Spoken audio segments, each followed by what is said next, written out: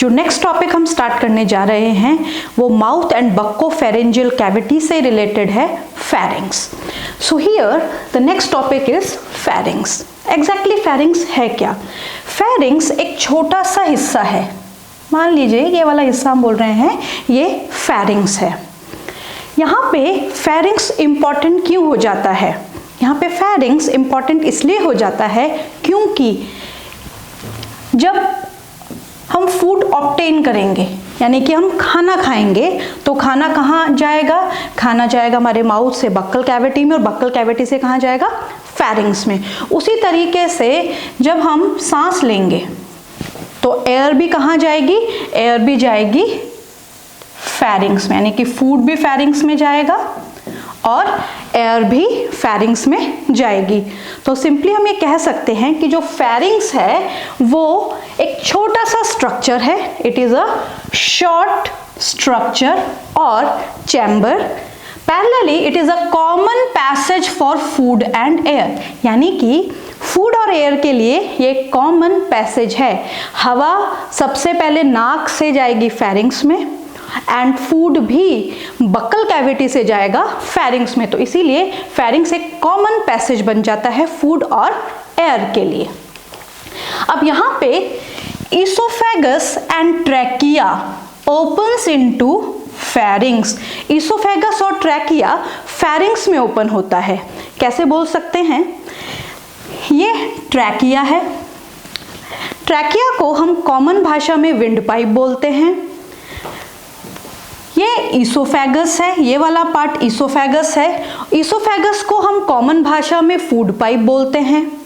हमारी wind pipe आगे की तरफ होती है, यानी कि ट्रैकिया हमारी बॉडी में आगे की तरफ प्रेजेंट है और फूड पाइप पीछे की तरफ है। हमें दिखाई भी दे रही है कि ये वाला जो एरिया है ये साइड व्यू है, और साइड व्यू में अगर हम ऐसे देखें तो यानी कि आगे की तरफ ट्रैकिया है और ट्रैकिया के पीछे ईसोफेगस है, यानी कि दो पाइप है, एक के पीछे एक है। जैसे इस तरीके से इसको बनाएं तो एक तो ये पाइप है और इसके पीछे दूसरी पाइप है। तो आगे वाली पाइप को मान लीजिए हम ये कह रहे हैं कि ये वाली आगे वाली पाइप है, तो ये वाली पाइप ट्रैकिया है और पीछे वाली जो पाइप है वो है ईसोफेगस। तो यहाँ पे दोनों की दोनों, यानी कि oesophagus and trachea both open into pharynx. से दोनों कहाँ ओपन होती हैं? फेरिंग्स में ओपन होती है। अब यहाँ पे जो ट्रैकिया है, ट्रैकिया की एक ओपनिंग है, इस ओपनिंग को हम बोलते हैं glottis. The opening of trachea is known as glottis. उसी तरीके से ईसोफेगस की भी ओपनिंग है और ईसोफेगस की ओपनिंग को हम बोलते हैं गलेट। आई अगेन रिपीट, ट्रैकिया की ओपनिंग को क्या बोलते हैं? ग्लॉटिस। ईसोफेगस की ओपनिंग को क्या बोलते हैं? गलेट। तो यहाँ पे मान लीजिए ये ट्रैकिया की ओपनिंग है और ये ईसोफेगस की ओपनिंग है। तो यहाँ पे trachea and oesophagus both open into pharynx, तो इसीलिए फेरिंग्स एक कॉमन पैसेज बन जाता है। अब फिलहाल हम एक इंपॉर्टेंट स्ट्रक्चर की बात कर लेते हैं कि जब हम खाना निगलते हैं, जब हम खाना स्वॉलो करते हैं, तो स्वॉलोइंग के टाइम पे ये जो ग्लॉटिस है इसके ऊपर एक फ्लैप जैसा स्ट्रक्चर प्रेजेंट है, जो हमें यहाँ दिखाई दे रहा है एपिग्लॉटिस की फॉर्म में। एक फ्लैप जैसा स्ट्रक्चर है जो कार्टिलेज से बना है। ये फ्लैप जैसा स्ट्रक्चर ग्लॉटिस के ऊपर होता है और ये ग्लॉटिस के ऊपर होने की वजह से इसका नाम आ जाता है epiglottis, upon glottis. So this is upon glottis, so we can call it epiglottis. ये क्या कर लेता है? ये बंद कर लेता है ग्लॉटिस को, और जब ये ग्लॉटिस को बंद कर लेता है तो बंद करने की वजह से खाना हमारे फूड पाइप में जाता है, ना कि विंड पाइप में। एक संभावना हो सकती है कि कुछ फूड पार्टिकल विंड पाइप में जाए, तो यहाँ पे उसको रोकने के लिए क्या प्रेजेंट है? एपिग्लॉटिस प्रेजेंट है। तो here the cartilaginous flap that is epiglottis, यानी कि कार्टिलेजिनस फ्लैप है जिसका नाम है एपिग्लॉटिस। ये एपिग्लॉटिस क्या करता है? Prevent the entry of food, यानी कि खाने की एंट्री को रोकता है। कहाँ पे? ग्लॉटिस में जाने से, यानी कि विंड पाइप में जाने से। So here this is a introduction part of the pharynx. Now pharynx किस से बना है या pharynx किन किन regions में divided है, इसका इंट्रोडक्शन हम पहले भी पढ़ चुके हैं, ये चीज़ दोबारा से यहाँ पे रिपीट हो रही है। जो pharynx है वो 3 में डिवाइडेड है, नेज़ोफैरिंक्स, ओरोफैरिंक्स, लैरिंगोफैरिंक्स। यहाँ पे वर्ड से हमें समझना है कि किस पर्टिकुलर पार्ट की बात की जा रही है। तो यहाँ पे नेज़ो का मतलब है नेजल कैविटी या नेजल पोर्स या रेस्पिरेटरी सिस्टम या अपर रेस्पिरेटरी सिस्टम की बात की जा रही है। तो नेज़ोफैरिंक्स के साथ साथ यहाँ पे स्टेशन ट्यूब भी ओपन होती है और ये नेजल पोर्स के साथ भी एसोसिएट करता है। नेक्स्ट है ओरोफैरिंक्स। यहाँ पे वर्ड ओरो क्या रिप्रेजेंट कर रहा है, ओरल कैविटी को रिप्रेजेंट कर रहा है, यानी कि ऐसा हिस्सा फैरिंक्स का जो ओरल कैविटी के साथ लिंक करता है। नेज़ोफैरिंग नाक से, ओरोफैरिंक्स ओरल कैविटी से। नेक्स्ट आता है लैरिंगोफैरिंक्स, यानी कि फैरिंक्स का ऐसा हिस्सा जो लैरिंक्स के साथ एसोसिएटेड है या लैरिंक्स में प्रेजेंट है, तो एरिया आ जाएगा लैरिंगोफैरिंक्स। तो हमने अभी पढ़ा बक्कोफेरेंजियल कैविटी का फैरिंक्स। फैरिंक्स एक छोटा सा पैसेज है जो कि फूड और एयर के लिए कॉमन पार्ट है, कॉमन चैम्बर है। एपिग्लॉटिस एक फ्लैप लाइक स्ट्रक्चर है जो ग्लॉटिस को कवर करता है जब हम खाना स्वॉलो करते हैं, यानी खाना जब हम निगलते हैं, जिससे खाना हमारी विंड पाइप में ना जाए। फैरिंक्स के यहाँ पे 3 हिस्से हैं, nasopharynx, oropharynx and laryngopharynx. Naso the part of pharynx which is related with nasal cavities, nasal chambers, internal nares। Oropharynx यानी कि ऐसा हिस्सा जो ओरल कैविटी से लिंक करता है, और लैरिंगोफैरिंक्स ऐसा हिस्सा जो लैरिंक्स में प्रेजेंट है। सो this is all about the pharynx. Pharynx के बाद जो इंपॉर्टेंट स्ट्रक्चर हम पढ़ने जा रहे हैं वो है टंग, जीभ के बारे में, क्योंकि जो ओरल कैविटी है, ओरल कैविटी का एक मुख्य हिस्सा आ जाता है टंग। सो हियर टंग, ये डायग्राम में हमें दिखाई दे रहा है ओरल कैविटी, और ओरल कैविटी के निचले हिस्से में ये ओरल कैविटी है। ओरल कैविटी के निचले हिस्से में क्या प्रेजेंट है, ओरल कैविटी के नीचे यानी कि बेस पे, फ्लोर पे टंग प्रेजेंट है। So here tongue is freely movable, muscular, flat and fleshy organ. किस प्रकार की है ये फ्रीली मूवेबल है, यानी कि इसको मूव किया जा सकता है। किससे बनी है, मसल्स से बनी है, और जहां पे भी हमारी बॉडी में मसल्स होती हैं वो पर्टिकुलर पार्ट मूवमेंट शो कर सकता है। फ्लैट है, चपटी है, फ्लैशी ऑर्गन है, यानी कि किस तरह का अपीयरेंस देती है, फ्लैशी अपीयरेंस देती है। अब ये जो हमारी जीभ है इसका कुछ हिस्सा तो मूवेबल है बट कुछ हिस्सा इसका मूवेबल नहीं है। तो जब हम आगे डिटेल पढ़ेंगे तो हम यहाँ पे एंटीरियर और पोस्टीरियर पार्ट के हिसाब से पढ़ेंगे, बट यहाँ पे एक इंट्रोडक्टरी पार्ट में अगर देखें कि फ्लोर पे जो टंग प्रेजेंट है उसका अगला हिस्सा तो मूव कर पाता है, बट इसका जो पिछला हिस्सा है वो अटैच्ड है। क्लियर? यहाँ पे जब हम बात करते हैं कि अटैच किससे है, यहाँ पे अटैचमेंट किससे शो कर रहा है, तो यहाँ पे अटैचमेंट किसके साथ, फ्लोर के साथ, और फ्लोर में भी ओरल कैविटी के फ्लोर के साथ, यानी कि ये वाला हिस्सा जो है ये टंग का अटैच्ड है। टंग का ये वाला जो हिस्सा है ये अटैच्ड है, और अटैच किसकी वजह से है, ओरल कैविटी के साथ, फ्रेन्यूलम की वजह से। फ्रेन्यूलम एक म्यूकोसा मेम्ब्रेन का फोल्ड है। फ्रेन्यूलम एक म्यूकोसा मेम्ब्रेन का फोल्ड है जो टंग को ओरल कैविटी से चिपकाने में मदद करता है, यानी कि अटैचमेंट में मदद करता है। बहुत इंपॉर्टेंट है। अब एक दूसरी इंपॉर्टेंट बात, जब हम टंग की बात करते हैं तो टंग को हम लिंगुआ या लिंगुअल बोल सकते हैं।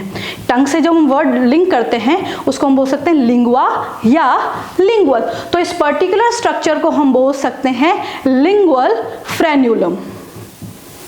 तो ये वाला जो एरिया है इसको हम बोलते हैं लिंगुअल फ्रेन्यूलम। ये म्यूकोसा मेम्ब्रेन का फोल्ड है जो टंग को स्टेबिलिटी प्रोवाइड करता है, जिससे टंग एक पर्टिकुलर अपनी जगह प्रेजेंट रह सके।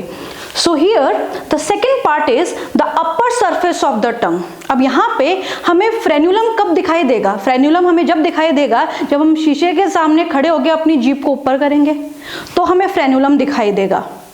क्लियर? बट अगर हम नॉर्मल अपने टंग को देखें बिना ऊपर के, यानी कि हमें अपनी टंग को अपर पार्ट में नहीं देखना है, यानी कि ऊपर करके नहीं देखना है, हम टंग को इस तरीके से देख रहे हैं, सामने से देख रहे हैं। और जब हम टंग को सामने से देखते हैं तो इस टंग में बहुत सारे प्रोजेक्शंस प्रेजेंट हैं। इन प्रोजेक्शंस को हम बोलते हैं पैपिले। बहुत सारे प्रोजेक्शन हमें टंग पे दिखाई देते हैं and these projections are known as papillae. इन पैपिलेज में टेस्ट बर्ड्स प्रेजेंट होती हैं जो हमें अलग अलग प्रकार के स्वाद का अनुभव करवाती हैं। सो यहाँ पे हमने पढ़ा कि टंग एक मस्कुलर ऑर्गन है, फ्रीली मूवेबल ऑर्गन है, फ्लैशी ऑर्गन है। टंग के बेस पे यानी कि हमारी जीभ के निचले हिस्से में ओरल कैविटी के साथ एक अटैचमेंट प्रेजेंट होता है, उसको हम बोलते हैं फ्रेन्यूलम या लिंगुअल फ्रेन्यूलम। हमारे टंग के डॉर्सल यानी कि अपर सरफेस पे ऊपर वाली सतह पे क्या प्रेजेंट होते हैं? कुछ प्रोजेक्शंस प्रेजेंट होते हैं। इन प्रोजेक्शंस को हम बोलते हैं पैपिलेज, जिनमें टेस्ट बर्ड्स होती हैं, सभी में नहीं कुछ में, some of which bear taste buds. The next is the different portions of the tongue, यानी कि जीभ के अलग अलग हिस्से। जीभ का जो अगला हिस्सा है यानी कि आगे वाला जो हिस्सा है, इस अगले हिस्से को हम बोलते हैं एंटीरियर पार्ट। जीभ का जो पिछला हिस्सा है उस पिछले हिस्से को हम बोलते हैं पोस्टीरियर पार्ट, यानी कि ये पिछला हिस्सा हो गया और ये जीभ का अगला हिस्सा हो गया। अगला हिस्सा एंटीरियर, पिछला हिस्सा पोस्टीरियर पार्ट ऑफ द टंग। अब जीभ का जो अगला हिस्सा है, इस अगले हिस्से में हम ये बोल सकते हैं कि ये फ्री है, बट जो पिछला हिस्सा है वो फ्री नहीं है, वो अटैच्ड है। और वो अटैच्ड किससे है? एक बोन से अटैच्ड है और इस बोन को हम बोलते हैं हायोइड बोन। आई अगेन रिपीट, जो अगला हिस्सा है वो फ्रीली मूवेबल है और जो पिछला हिस्सा यानी कि पोस्टीरियर हिस्सा है वो अटैच्ड है, किससे? हायोइड बोन से अटैच्ड है। So here anterior part of the tongue is free while the posterior part of the tongue is connected or attached with hyoid bone, यानी कि जो पिछला भाग है वो हायोइड बोन से कनेक्टेड है। अब यहाँ पे स्ट्रक्चर ऑफ टंग की बात करेंगे जो कि बहुत इंपॉर्टेंट है। स्ट्रक्चर ऑफ टंग में यहाँ पे फिर से एंटीरियर और पोस्टीरियर पार्ट से बात शुरू की जाएगी। जो टंग का हिस्से हैं, निचला हिस्सा यानी कि अगला हिस्सा है उसको हम बोलेंगे एंटीरियर, आगे वाला हिस्सा एंटीरियर, पीछे वाला हिस्सा पोस्टीरियर। अब यहाँ पे जब हम एंटीरियर टू पोस्टीरियर जाते हैं यानी कि आगे से पीछे की तरफ जाते हैं तो यहाँ पे हमें ये पता चलता है कि जो टंग है उसमें दो पार्ट्स हैं और वो जो दो पार्ट्स हैं वो बने एक स्ट्रक्चर की वजह से हैं। तो सबसे पहले हम ये समझें कि दो पार्ट्स कौन से हैं और किसकी वजह से बने हैं।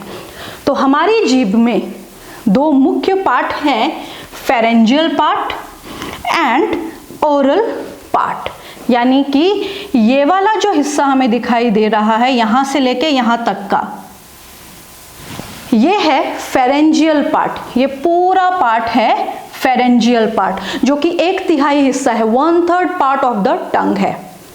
इसके बाद जो हिस्सा है ये पूरा हिस्सा, इसको हम बोलेंगे ओरल पार्ट ऑफ द टंग।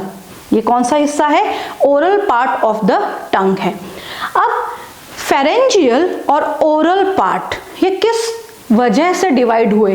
वो वजह है, वो सल्कस है, एक इस तरीके का स्ट्रक्चर, और इस स्ट्रक्चर को हम वी शेप्ड स्ट्रक्चर बोलते हैं। इस तरीके का बनता है। ये ऊपर रह जाता है फेरेंजियल पार्ट, नीचे आ जाता है ओरल पार्ट, एक वी शेप्ड सल्कस। बायोलॉजी में सल्कस का मतलब होता है ग्रूव, नाली जैसा हिस्सा बना।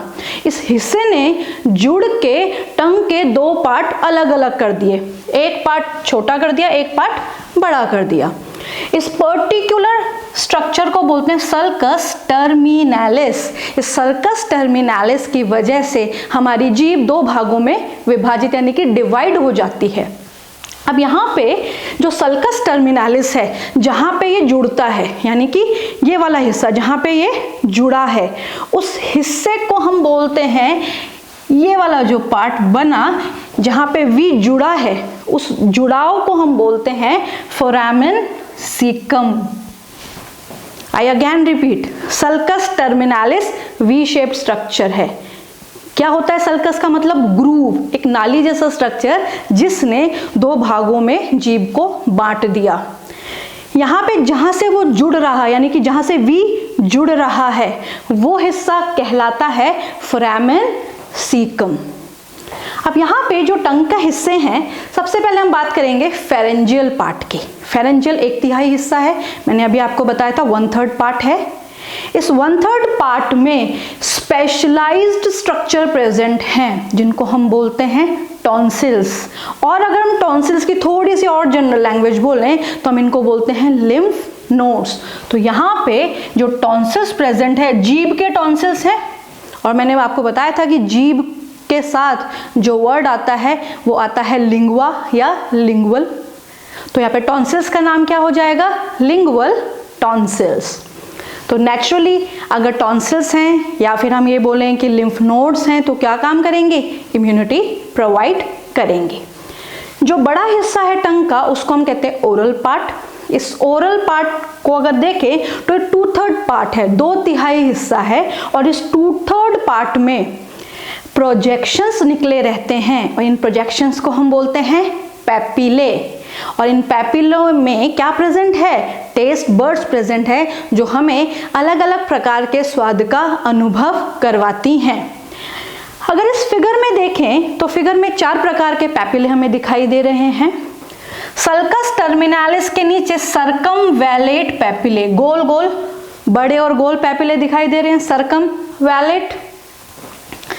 ये जो साइड में पैपिलेज हमें दिख रहे हैं इनको हम बोलेंगे फोलिएट पैपिले। इसके बाद यहाँ पे जो पैपिले हमें दिखाई देंगे उनको हम बोल रहे हैं filiform papillae. These are filiform papillae. और जो ये सर्कुलर स्मॉल पिंक कलर में दिखाई दे रहे हैं, these are fungiform papillae. So here this is the structure of the tongue and the anterior and the posterior part of the tongue. Now the first part is pharyngeal part. Let's discuss again what is pharyngeal part. The pharyngeal part is 1/3 part, 1/3 हिस्सा है जो कि हमने अभी discuss किया। यहाँ पे क्या मौजूद है? यहाँ पे लिम्फ नोड्स मौजूद है। इन लिम्फ नोड्स को हम क्या कहते हैं? लिंगुअल टॉन्सिल्स बोलते हैं। दूसरा हिस्सा कहलाता है ओरल पार्ट। इस ओरल पार्ट को पैपिलरी पार्ट भी बोला जाता है। क्यों बोलेंगे हम इसको पैपिलरी पार्ट? इसलिए बोलेंगे कि यहाँ पे पैपिलेस की संख्या ज़्यादा है, यानी कि न्यूमरस पैपिले यहाँ पे प्रेजेंट हैं।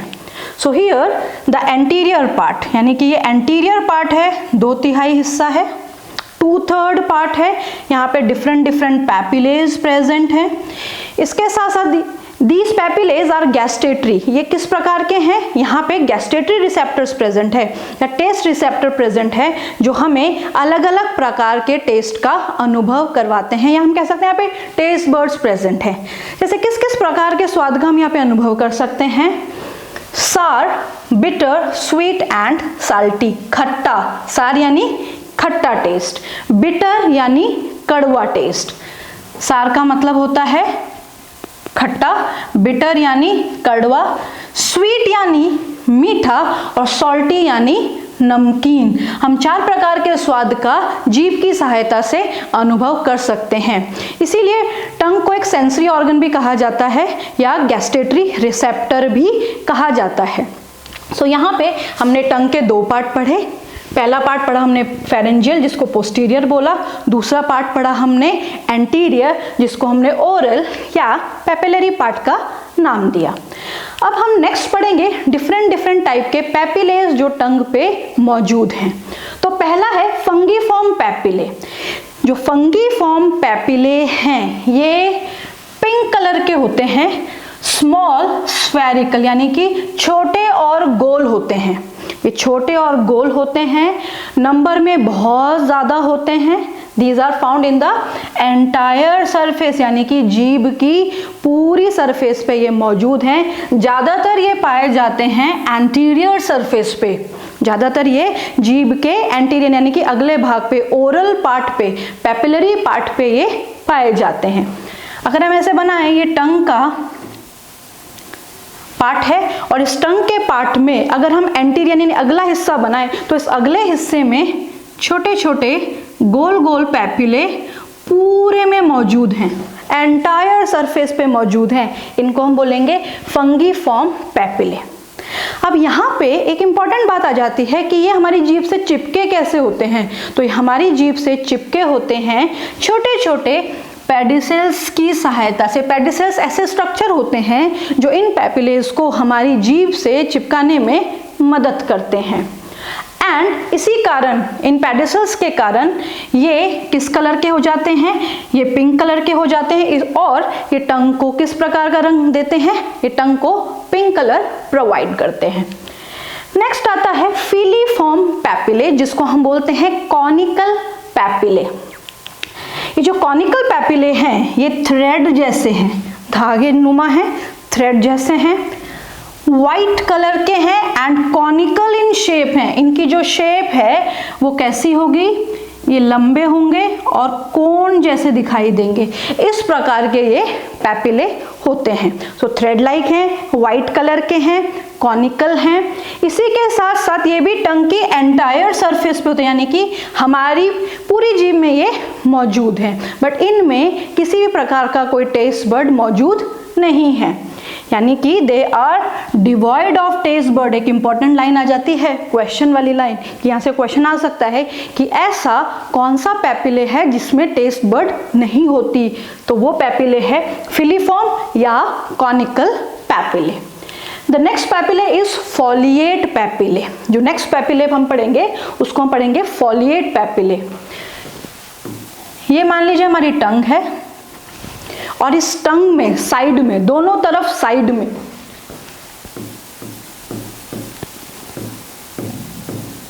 इस तरीके के पैपिलेज हमें दिखाई देते हैं। इन पैपिलेज को हम बोलते हैं फॉलिएट पैपिले। तो लोकेशन क्या आ जाती है, mid lateral surface of the tongue, lateral यानी साइड, हमारी जीभ के साइड में। तो ये हमारी जीभ का साइड हो गया दोनों तरफ। They are vestigial in human beings. Human beings में ये वेस्टिजियल है। क्या होते हैं वेस्टिजियल ऑर्गन?